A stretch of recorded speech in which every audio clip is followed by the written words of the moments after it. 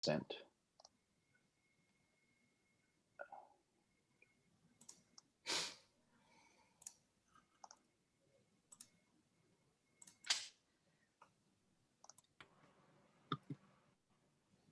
You're good. You should be able to present. Yeah, I just have to set, sorry, I have to set something up with my system preferences. I don't think I've ever presented on Zoom on this computer yet, so. Thanks, Shechiana. I was just going to say there's probably no special blessing for that. There's plenty of curses.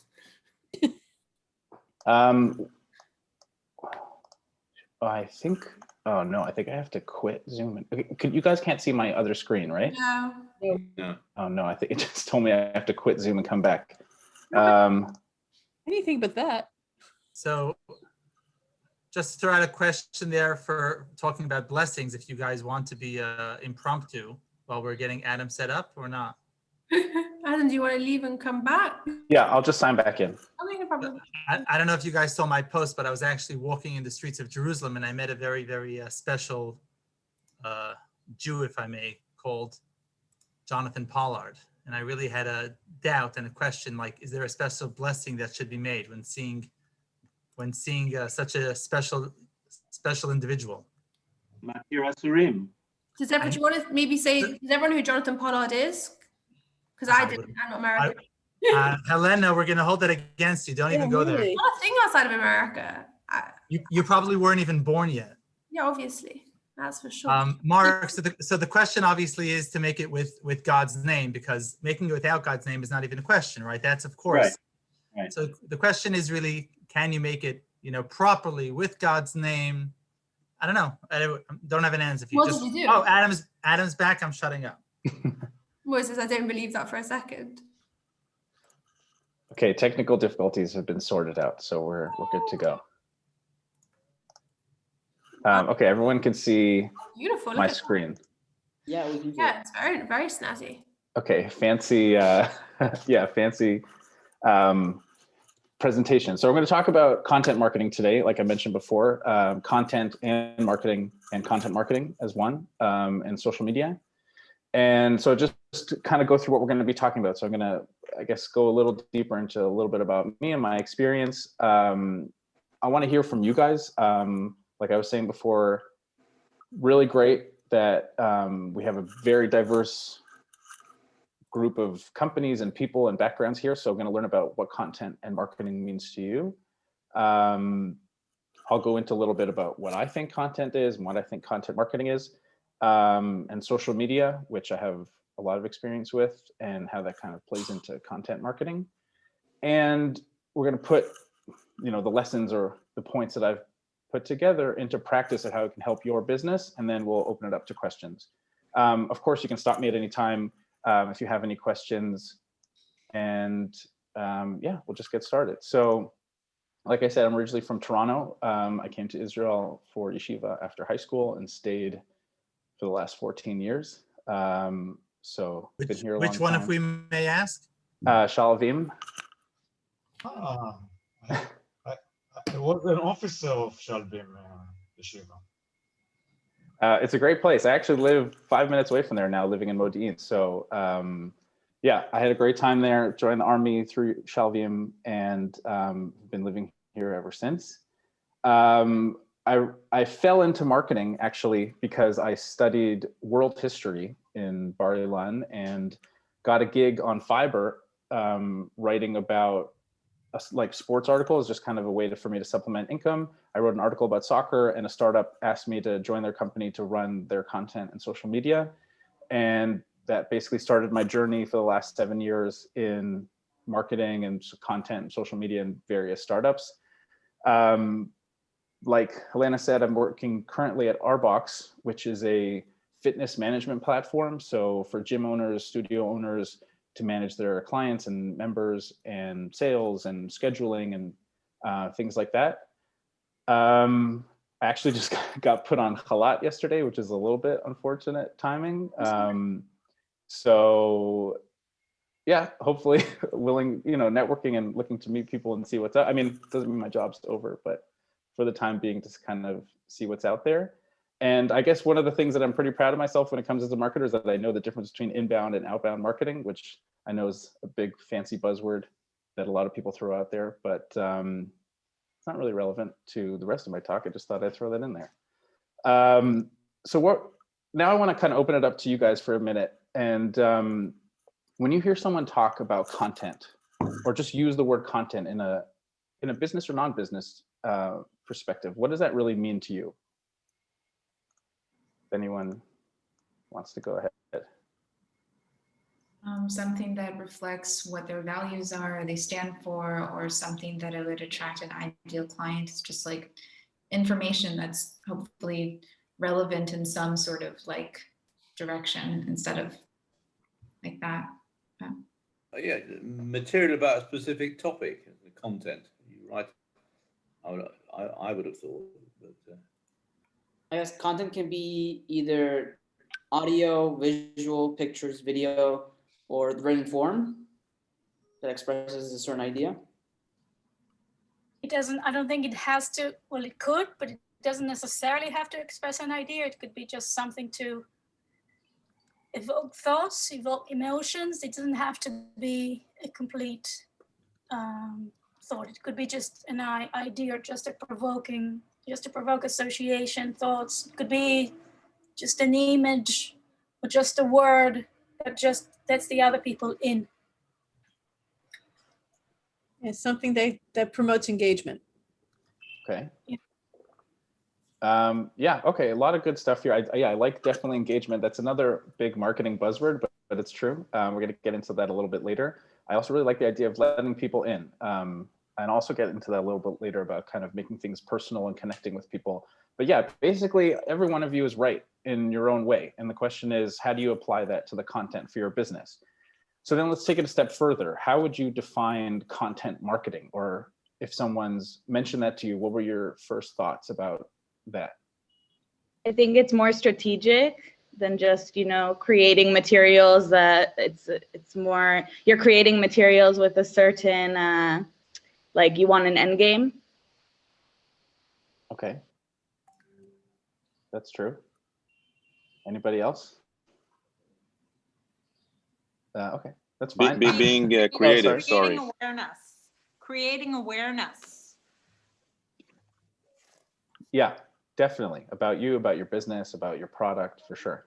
Whatever you're trying to do at that particular moment in time. Yeah. Yeah.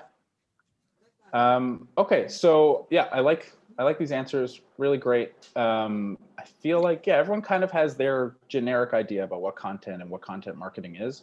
And so my initial answer is it depends. And I know that's a little annoying and it's a terrible answer and nobody wants to hear that, but it's true, because if you look at this list that I have here, there are so many different forms of content, and each of these different types of content can be broken probably into 3 or 4 or 5 additional things.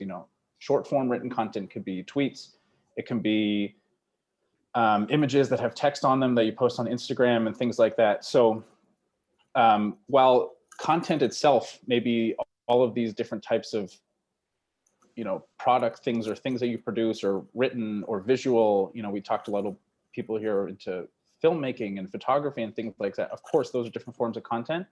But the real answer that I think was mentioned here also, and that I think is that it's really your company's message or your business's message to the world.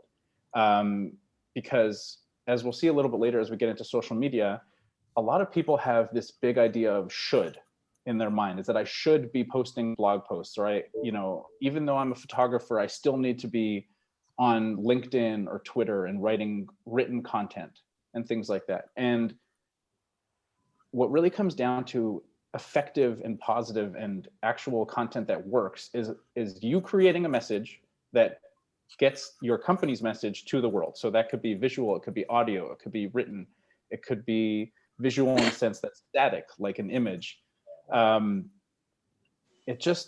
That's really what it is. So kind of get that in your mindset as we go through the rest of my talk of it breaking the mold a little bit about that I have to, or that I should be doing X, Y, and Z for my content and for my business in terms of how I'm going to get my message out there.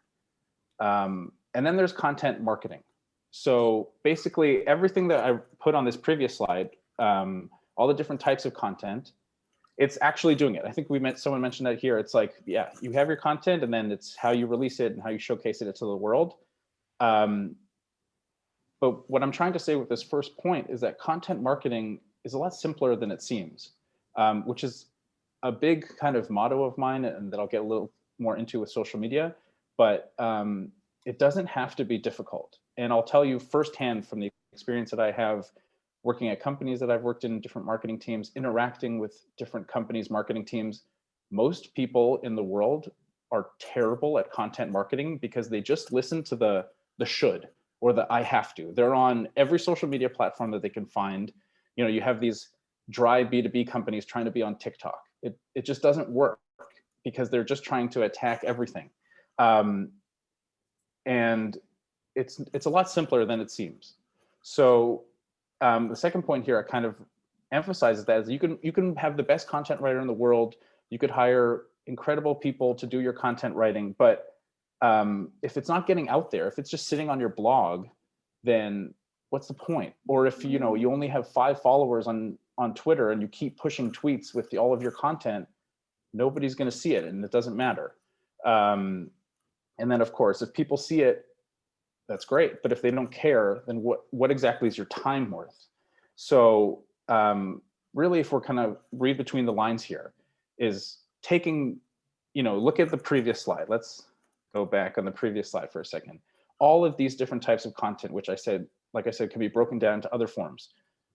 You take that and you say, okay, what works for me? What's going to actually get my message out there? Do I need to be, for example, Arbox, the company I work for, of course we have a LinkedIn page, but it's not our priority. Our target audience is small business gym and studio owners. And Mike's CrossFit in Tennessee is not looking to find out about a management platform on LinkedIn. He wants to be approached on Instagram. He wants to be approached on Facebook. Maybe he's on Twitter, but it's that's very essential that the companies understand which platform is most suitable for themselves and for their users. Yes, suitable for yourself, for your users, and for your potential target audience. If you've created personas about the people that you'd like to attract, that's also a great way to understand where they are and how they can see your content and how they'll engage with it. So going back to where we were, you take that list, you find out what content works for you. You find out a way that people can actually see it. And then once they're able to see it, you got to make sure that it's content people care about, that it's not just filler. It's not just, the stuff that everybody's writing. I've had the, I guess, unfortunate experience of mainly working in B2B companies. And the reason I got into content and marketing in the first place is, like I said, through a writing job. And my real passion when it comes to this is writing. I enjoy writing. I enjoyed it growing up. I enjoy it now. And it's hard to kind of fit into this B2B box because it's very much full of SEO and CTAs and just kind of checking a lot of boxes. That's not very creative and exciting, but it's, what the people want to see. And I think that's not really correct. I think if you have a passion for something that you do, even if you wouldn't consider yourself a good writer, if you're passionate about, let's say, your photography or your filmmaking, and you've never really used writing as a skill or wouldn't consider yourself to be a writer, if you just talk about something that you love, it's going to come across as real to the world and to social media and to your readers. And that's a lot more valuable than a few points of, CTAs and internal linking and SEO tagging and things like that. So really, this is my biggest takeaway of content marketing, is that it has to be something that you care about, and then other people are going to care about it. And that'll come through in your writing and your posting and things like that.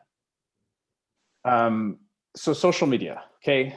I titled this slide, "Do you actually understand social media?" Because again, from my experience, I think social media is probably one of the #1 things in business that everybody knows about. And I'd say 85% of people have no clue what they're doing. And by people, I mean social media managers or companies who are just out there because they have to be. So I think the biggest thing that I can mention with social media is the understanding that it's not your website. It's not your blog. It's not your message board. You're not posting on social media because you have to. and you're not posting on social media, or you shouldn't be posting on social media, because you're just basically saying, well, if nobody's coming to my website, I'll put what's on my website on Facebook. And everybody here uses social media in some form or another. And by the way, also YouTube is considered a social media network, and probably the biggest and most important one right now, considering how much traffic they use, how much traffic they get, and how much content is on there all the time. And if you're just transferring written content or visual content from your website to a social media network, people are just going to scroll past it or not click on it. And that's why I like to call it a megaphone.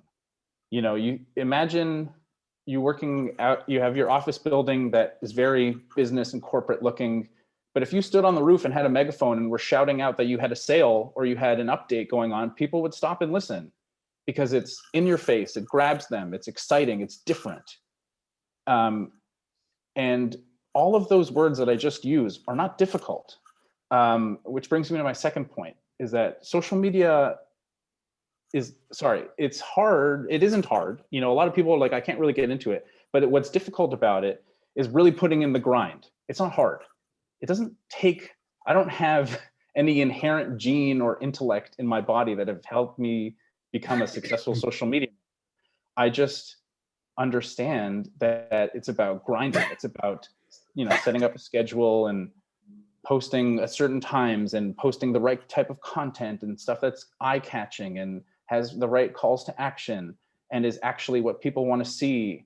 And a lot of the times it doesn't work, because B2B social media is difficult because you're not really talking to people. You know, I've worked at a company that was, I guess, the height of how I would define corporate, where it was cybersecurity for big, you know, not cybersecurity for small businesses or people, but it's cybersecurity for corporations and their technology.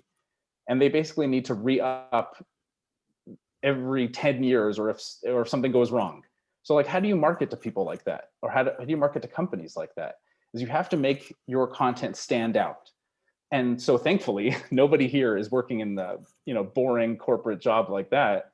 And you're reaching people, you're B2C, you know, and the amount of ideas that you can have for reaching people is, you just have to think about how you would want to be reached. Think about all the stores or businesses or products that you see online and you want to interact with, or you've purchased, or you've been attracted by an ad. Just take those and do it for your own business, because you want to be heard and be seen the way, let me rephrase that. Your business should want to be seen and heard the way that you want to be approached by other businesses. Which leads me to this next point that I mentioned before, is why stretch yourself thin? If you're seeing ads and you're getting attracted by products as a consumer on Instagram, then maybe that's what you know best, and maybe that's the best place for you to showcase your own business. Don't be on Twitter if you don't understand it. You know, don't use Instagram if you aren't really going to focus on the visual, or you think that your target audience isn't there. Maybe your target audience is on LinkedIn, as opposed to what I was saying about my current role. Maybe you're interacting like with CEOs, like I believe someone mentioned before, looking specifically for CEOs and business owners and things like that. Those people are on LinkedIn. So it's basically what I'm trying to say with these few points is, while everybody is aware of social media and uses it and interacts with it on a daily basis, it does help to take a step back before just diving headfirst into it. Don't give into the shoulds and the have-tos and all that kind of stuff, like I mentioned before, and really focus on where you think your business will really do best on social media. And then this last point is, you know, last but not least, vanity metrics. For anybody who doesn't know what vanity metrics are, it's the things that most marketing managers tell you to focus on, and they are incorrect. It's things like likes and followers and stuff like that. It's BS, okay? It doesn't matter. Like, I'll give you a perfect example. One of the KPIs, the key performance indicators that I'm looking at for my current job, is through Instagram. It's Instagram engagement per followers.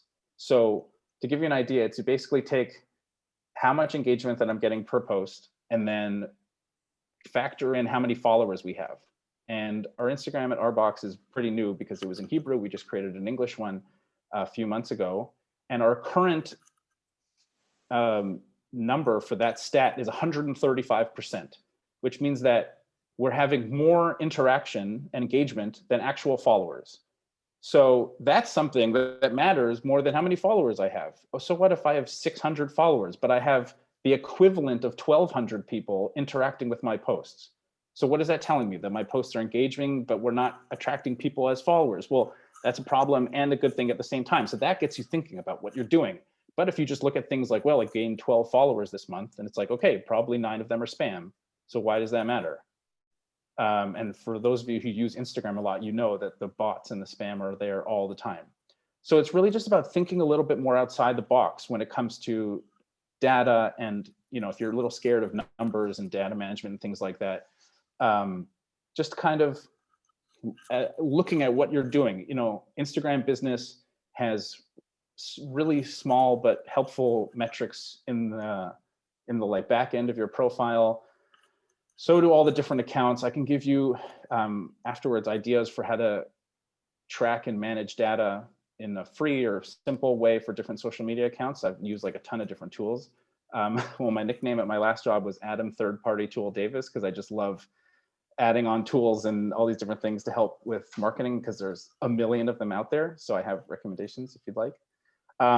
But I hope what you can take away from what I'm trying to say today, especially from this slide, is stop listening to the noise when it comes to social media and marketing. Stop listening to the shoulds and the have tos and the I need to be. And also the vanity metrics and things like that. And just do what is right for your business and what you think your potential users and consumers or potential audience want to listen to. Okay, I could probably talk about social media for 5 hours, but this is now what I'm getting to, is the crux of what I'm talking about. Is why should you care about any of this? So the short answer, like I said before, is because you have to. And like that, it's a bit of a double-edged sword, because yes, you have to be on social media at a certain point because it's 2021, it exists, that's how people are reached.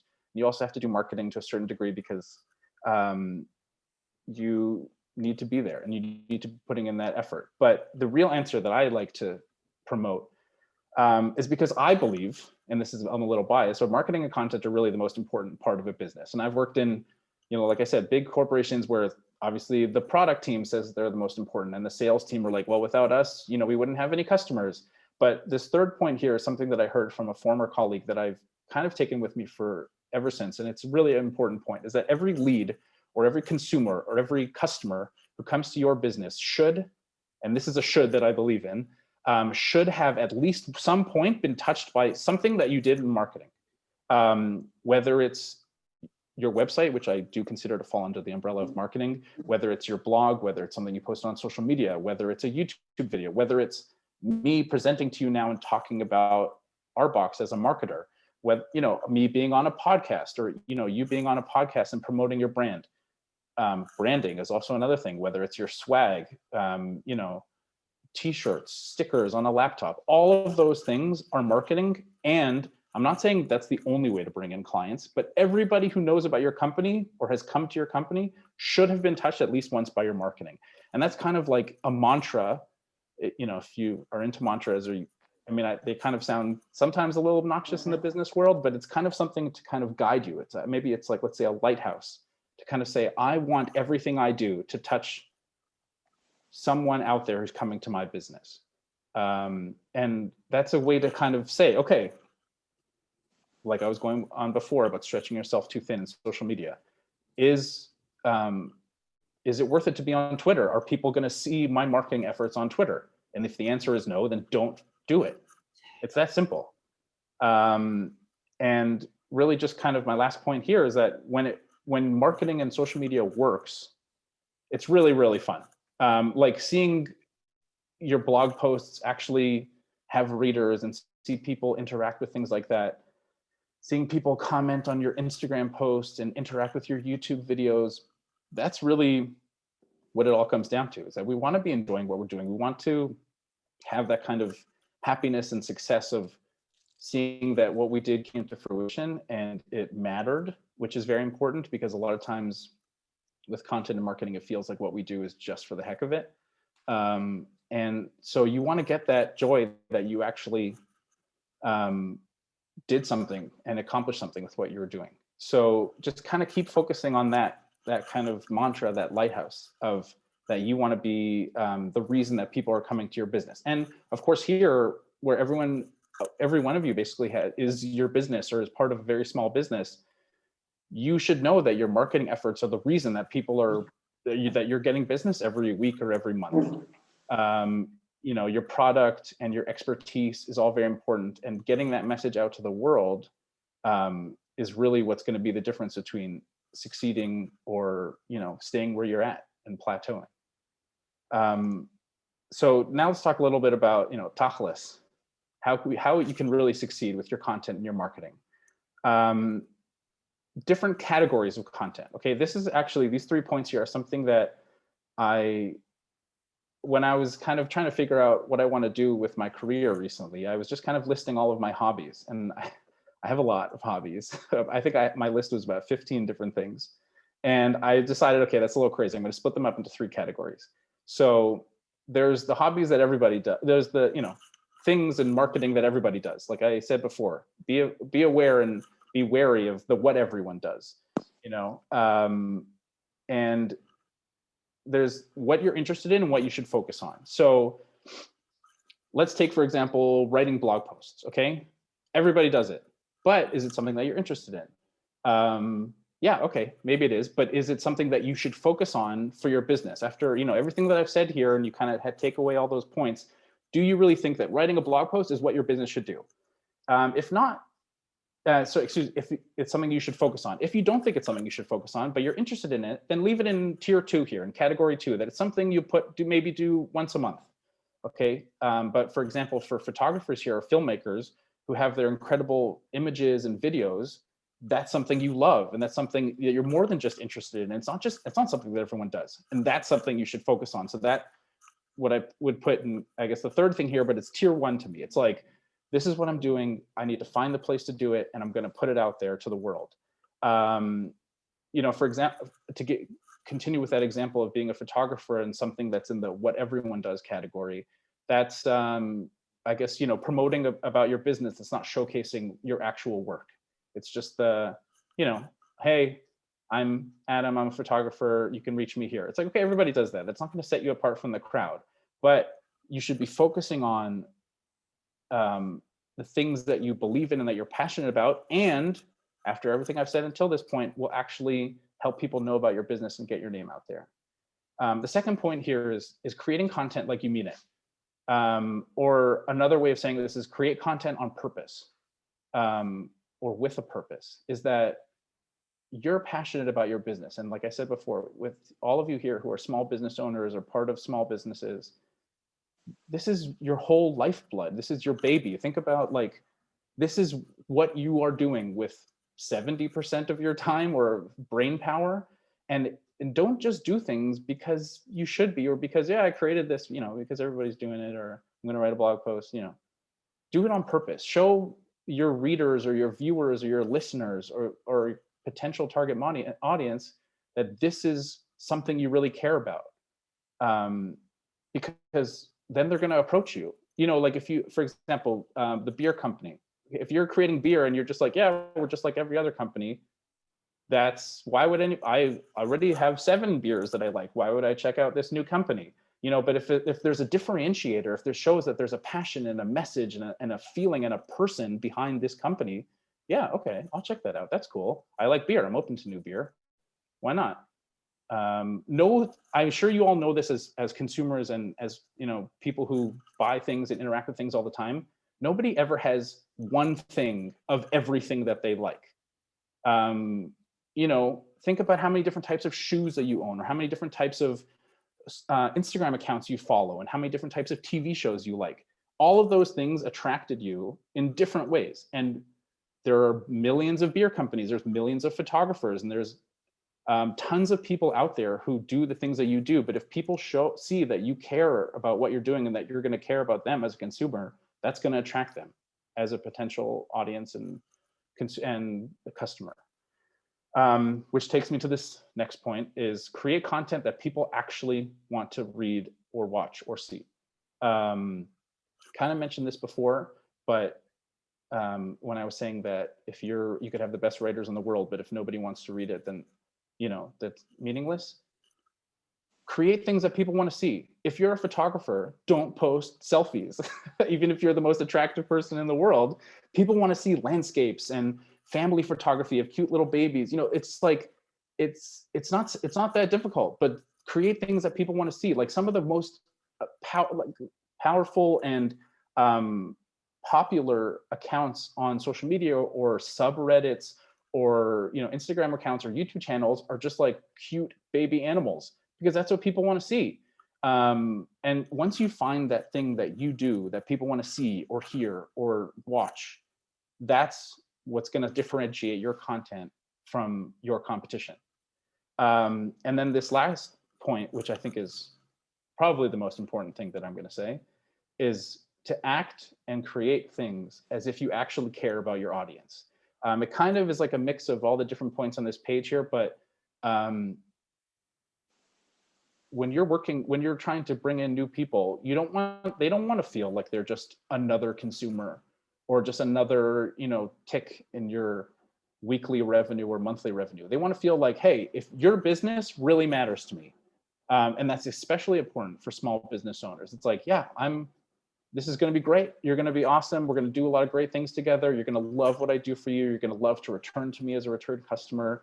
That's the feeling that people want to have, that you care, that it matters to you, that you're going to really help them. You know, I know, like with the people here who are into accounting and taxes, that it's not always as exciting or as fun as the other businesses here, but I know that if I'm going to look for someone who's going to help me with my finances, it's not just going to be, I mean, I'm sure all of you have felt this in Israel. It's someone who's going to be like, yeah, this is what you have and this is what you can do. It's like, no, talk to me like I'm a 5-year-old who doesn't understand finances and help me get ahead of what I'm trying to do and succeed and be a real successful adult who never learned how to invest or how to track my taxes and things like that. Make me feel like I matter to you as a potential customer.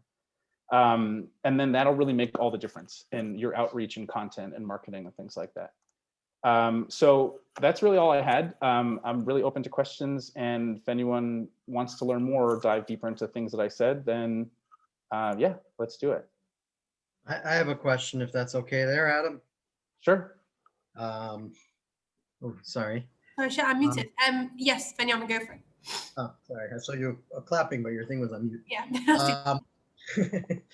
First of all, that was really fantastic and very helpful, and a little bit of a different twist on the usual stuff that I see for content and social media. So thank you for that new insight. But I'll tell you, also as a small business, as a one-man show, I feel like there's a balance that needs to be made so you don't overwhelm yourself or distract yourself from your real goal, which obviously is to bring in more clients and service them properly, but not overwhelm yourself where either, number one, you spend too much time doing social media, and number two is, if you are successful doing social media, so you might be shooting yourself in the foot because you can't service what's coming in. That's question number one. Question number two is, I also don't even really, I tried putting, for me personally, I have a Facebook,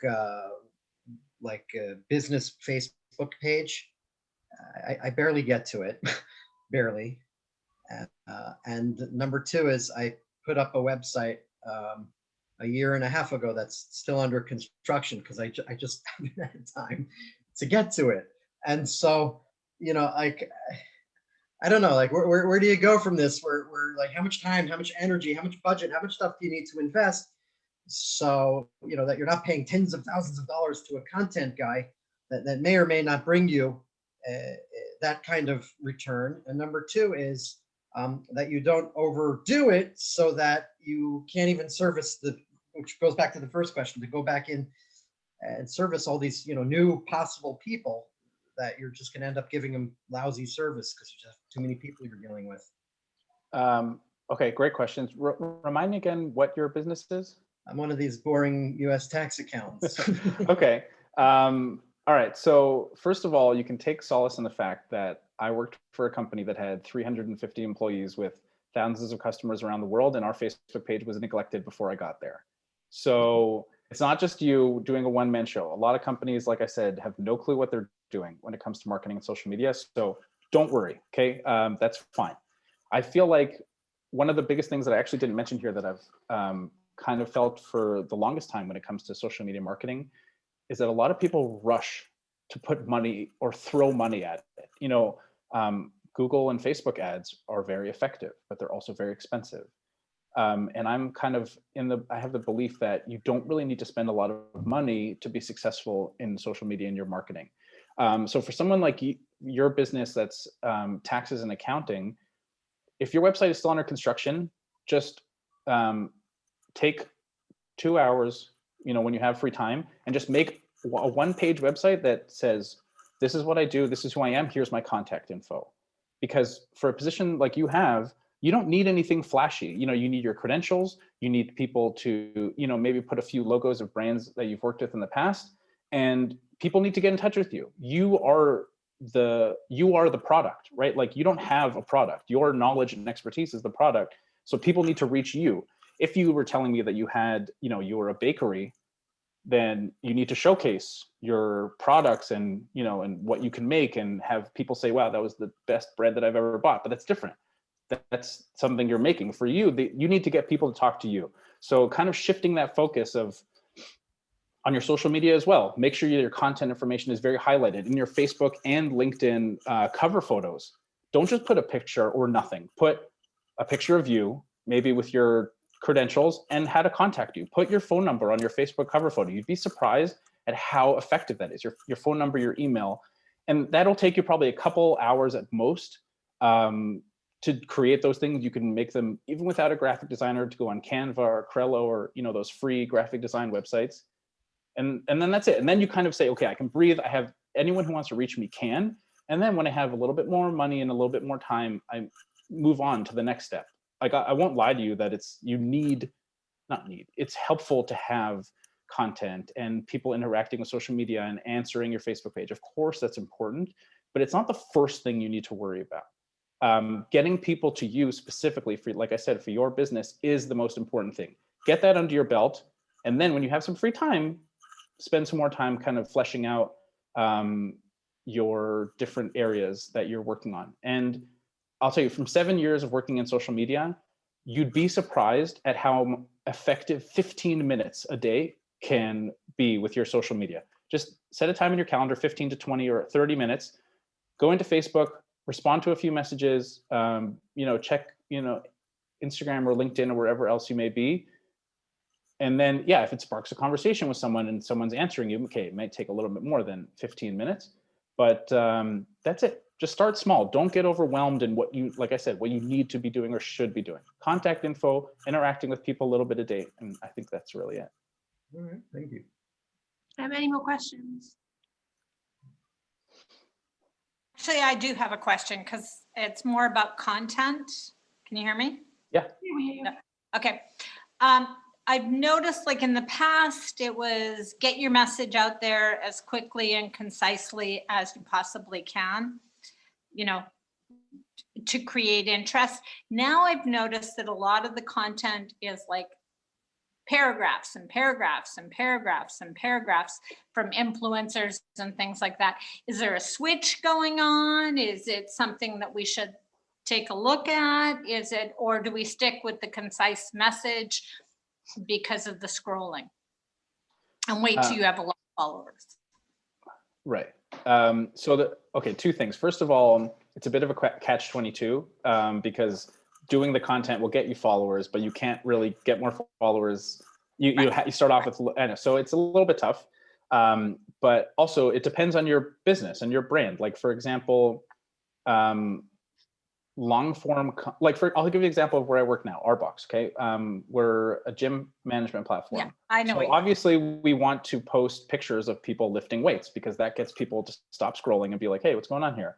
But we're not attracting gym goers, we're attracting the owners. So that's why you kind of mix that with long form content. It's about finding a good balance. Like I was brought into Arbox last year to start doing everything in content in English. And I just went on a blitz of writing like 60 blog posts. So now we have SEO, we have blog posts. Our blog doesn't look like it was been abandoned for decades. And now I can kind of take a step back and say, okay, what am I going to do now? And the focus for us now, like our plan is case studies, because that, technically is long form content, but it mixes a lot of different things that people want to see. It's, proof of concept with testimonials and showing that customers actually exist and how they're succeeding with you.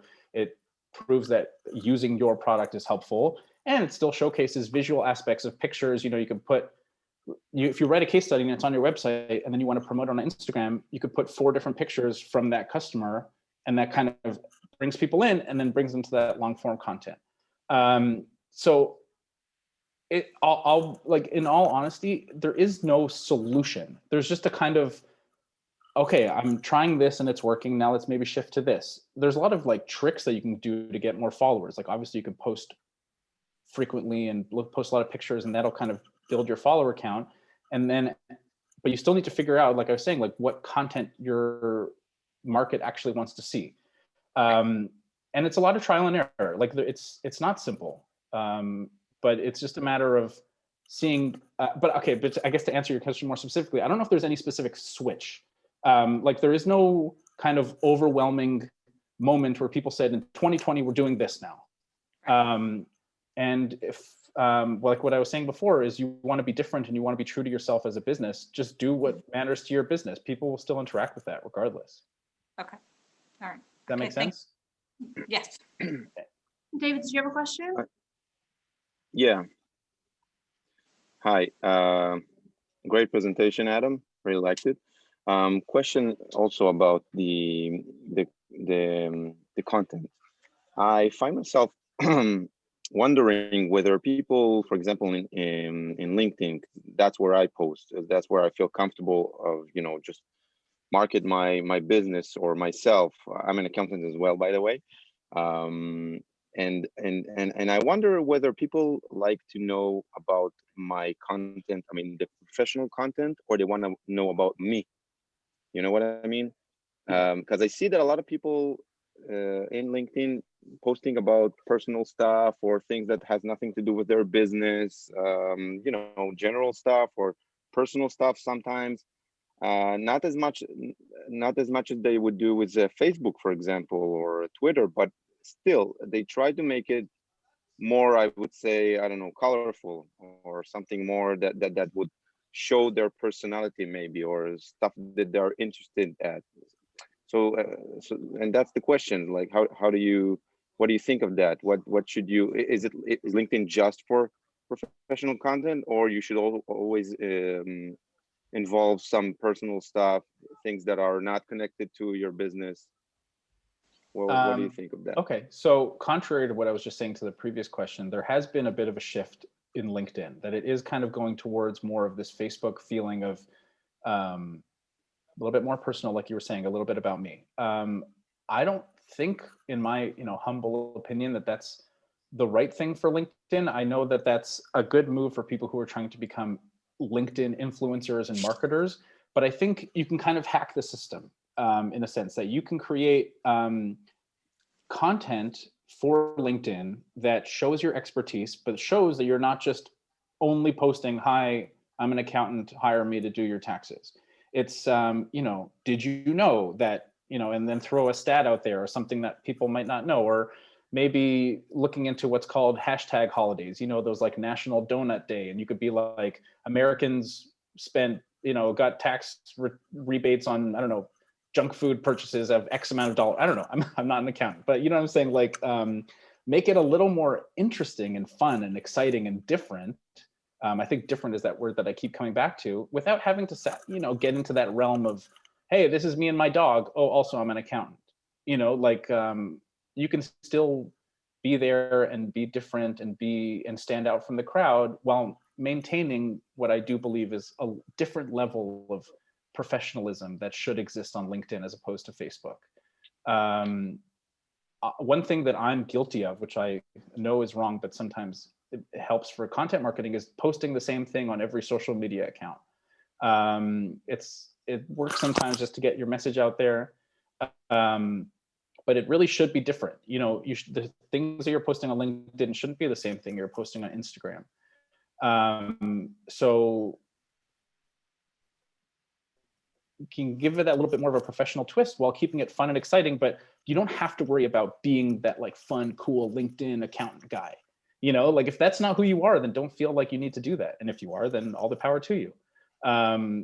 But similar to what I was saying before, is like, don't worry so much about a shift in focus or what you're seeing on a social network. Just continue to be true to what your message is and what you do as a business. And people will notice that as long as you're consistent. This is okay. And something that I probably should have mentioned this is a response to you and also just in general to everybody here, that consistency is so important. Is that if you're going to do something and you're going to create content, don't just all of a sudden become, you know, I guess to bring it back to your question, don't just become like a cool Instagram kind of person on LinkedIn for one post and then go back to like sharing tax updates that are a little bit drier the next post. Be consistent in what you do and how often you do it. And just the nature of the algorithm of social media is that people are going to find you as long as you kind of keep that up on an ongoing basis. Does that answer your question? Yeah, thank you. Obviously, engagement is also key and not just posting. Right, engagement. Engagement is super important. I also I wanted to keep my talk to less than 3 hours, but yeah, engaging with people and interacting with them is really super important. Maybe I'll do a follow-up presentation about diving deeper into engagement and things like that. But of course, yeah, interacting with your customers once you get your message out there is really just super key. And like I said before, sorry, I think you might have left, is that like you can really do a lot with like 15 to 20 minutes of engaging with people every single day or every couple of days. You'd really be surprised how far that goes. Great.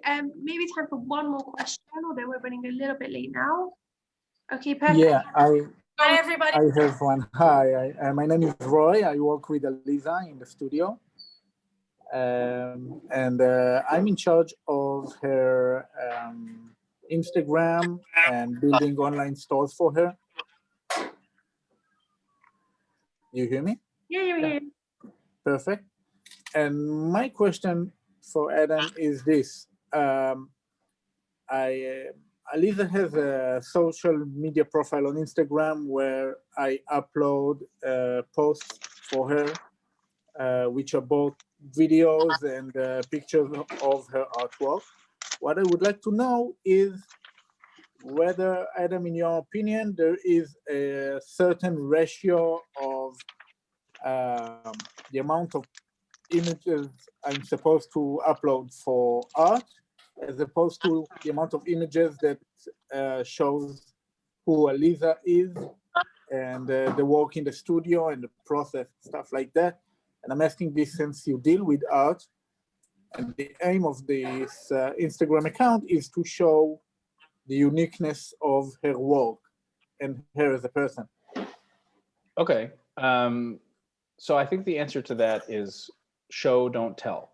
That it's very easy, and a lot of companies do this. I mean, the company I work for does this also, is that we'll just post a picture of someone, you know, at a computer and be like, hey, meet Adam, he's our marketer, and just to get to know the team and stuff like that. And yeah, it's effective, but it's not really the best for a small business or for a one-person job. Is that you could sit there and post about, hey, this is who I am, this is what my business is. But if you're showing, you know, like you said, someone in the studio creating art, doing things, that's much more engaging to people than just telling them about who you are and telling them what you do.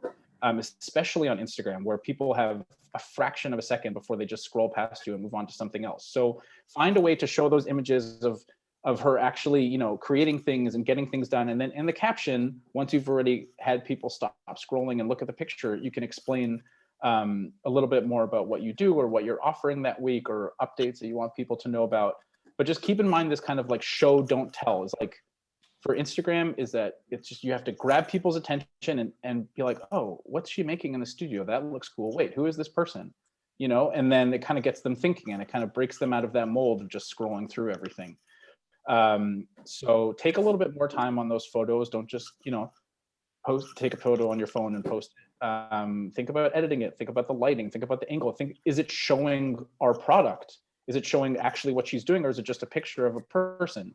And kind of taking that extra little bit of effort can help make those pictures stand out. But yeah, I think continue with showing what you do more than like, who are you? Because people can find out about who you are on your profile page once you've hooked them in with the pictures. Is there I mean, what do you think is better, images or video? Stop you there. I'm really sorry. We're just running so short on time now. So if you have any questions, I'll give you Adam's email address. I say that if Adam is okay with that. That's fine. Very short on